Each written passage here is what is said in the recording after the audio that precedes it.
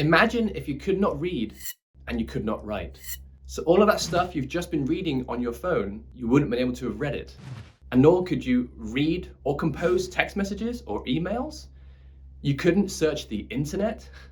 Imagine if you couldn't set a sat nav and use road signs to find your way around. Imagine if you couldn't read Amazon reviews and movie reviews. How would that change your life? It's hard to imagine, isn't it? And we do take education kind of for granted in this country. In many of the places that we work, there are massive rates of illiteracy. In some areas, it's 1 in 3 people who cannot read or write. And amongst these illiterate people, usually the majority are the women.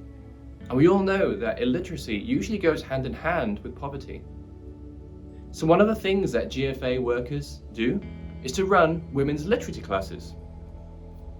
I visited one of these literacy classes in a village once. It was pretty fantastic. It was a room full of women, all learning to read and write, the very basics.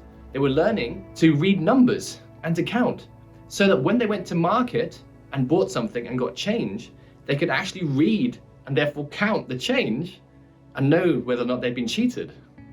And they were also learning the very basic letters, so they could read and write very basic words.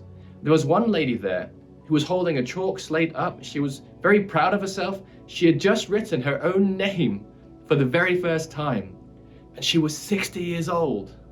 Imagine living until you were 60, having never been able to read or write your own name. We'll find out more on our website, gfauk.org, where you can also donate towards women's literacy classes if you want to. I'm JP, thanks for watching, and catch you next time.